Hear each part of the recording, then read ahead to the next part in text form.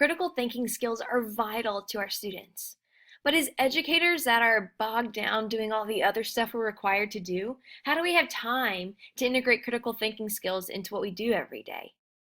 Well, luckily we don't have to figure that out because someone else has already done it for us. There's a man named Benjamin Bloom, and he was a psychologist. And Benjamin Bloom created something called Bloom's Taxonomy. Bloom's Taxonomy is a classification of questions. And as you climb the taxonomy up this pyramid, you get into higher order thinking skills. You create critical thinking skills in your students when you use Bloom's Taxonomy. So as educators, we can use this as a reference tool to remind us that we need to ask increasingly tougher questions to help our students be better critical thinkers. The first thing in Bloom's taxonomy at the very bottom is to remember. This is the most basic level of questioning. This is what you usually ask your students, what parents usually ask their children. This is just recall of information. This is when you ask students for facts. The who, the what, the where, the why, and the how. You might use words like describe, name, list, relate, find, tell, write. Most students are able to do this remembering. And remembering is important, but it doesn't display critical thinking skills. So as we climb, we're going to get into higher order thinking skills. So now we get to understanding. Now, understanding is when we see if students understand the information. You might ask questions with words like explain, compare, restate, predict. This is when students are going to explain what happened in their own words. So they're not just spitting out facts, but they're actually starting to apply, and that's the next one. And apply is when students use information to solve problems. You might use words like show me, complete this, use, classify, examine, illustrate, solve. You might ask students to predict what would happen next or to continue the story. And then we get to analyze, and this is when students draw conclusions. This is when you might use words like explain, examine, investigate, identify. You might ask questions like, why do you think that happened? What is this theme? Can you identify the parts? Then we get to evaluate, and this is where students form an opinion. You might use words like justify, prioritize, recommend, choose. This is when students are going to put themselves in the shoes of the character or whatever it is that you are learning that day. And then lastly, we have create. Now, create is at the top of the pyramid because this is where students are displaying the highest critical thinking skills. And this is when students are going to make something new. You might use words like create, plan, invent, construct, imagine. This is when students are going to start to think about changes they could make, what they would do if they were in charge. So here we have it. This is Bloom's taxonomy. These are the 6 levels of higher order thinking skills. Now that's all great, but how do we actually apply this in the classroom?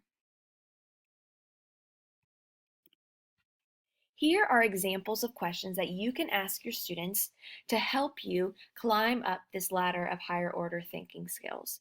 So let's say that we are teaching a lesson on the boy who cried wolf. We just read the story as a class, and we are now going to check comprehension by asking some questions. So if you haven't read The Boy Who Cried Wolf, it's about a little boy who would lie and always say that there was a wolf chasing him. The townspeople believed him, and they would run terrified, only to find out that the little boy was lying. And then one day, the little boy was really being chased by a wolf, but no one believed him, and he died. So that's the story. And now we're going to ask these questions of our students. Now, at the remembering level, the very bottom of Bloom's taxonomy, you might ask a question like, who is the main character? Remember, this is where we're asking about facts. So you're going to ask, who is the main character? That's an easy one. The students might tell you that it's the little boy who cried wolf.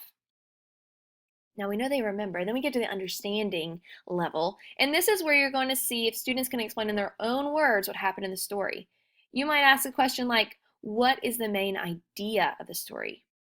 So your students will start thinking, maybe in The Boy Who Cried Wolf, a student would say that the main idea of the story is that when you lie, you could get hurt or maybe even be in danger.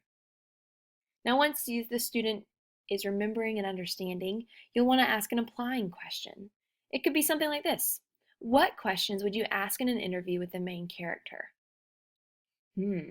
Now the student's going to have to apply what they heard in the story to what they would actually do in real life. So if a student was sitting down with the boy who cried wolf, maybe they would ask questions like, why did you lie?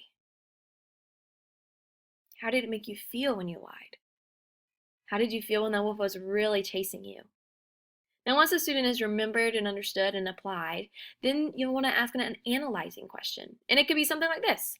How is the story related to your life? Now the students are going to have to think about what they remember, the facts, what they understood about the story, and what that might have to do with them.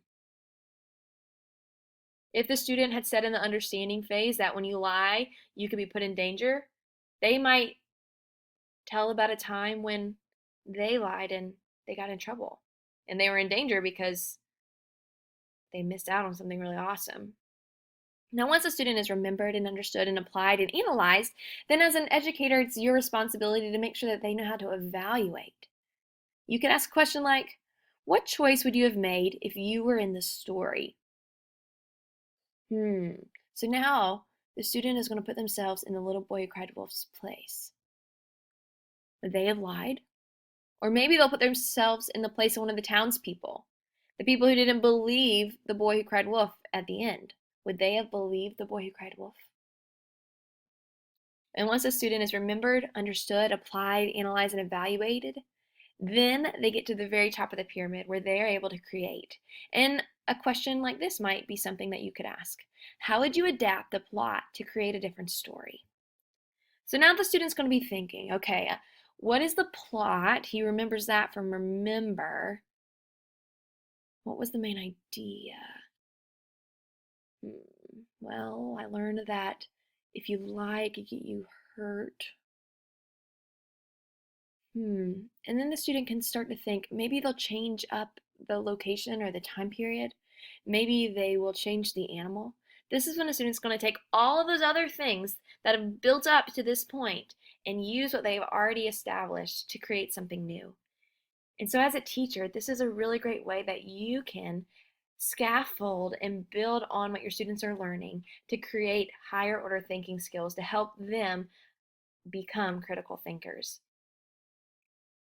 But there's more. There's another really great way that you can use Bloom's taxonomy in your classroom, and that is with technology. Before you see a pyramid that has different icons from different technological resources. And this goes along with Bloom's taxonomy. So at the bottom, you'll see that it says remembering. And so these are tools you can use with your students when you're at the remembering phase. This is where students are recalling facts. So they could use a search engine like Google or YouTube to learn about a story or do some research. And then once they remember, you can go to the understanding phase and they can use things like Twitter or Skype or Bubble Us. And then when you get to applying, they can use things like PowerPoint or Picasa. And for analyzing, they could use Mindomo or SurveyMonkey. And at evaluating stage, they could use BrainPop or YouTube. And then at the creating stage, they could create something of their own, like a wiki space or Prezi or even a blog.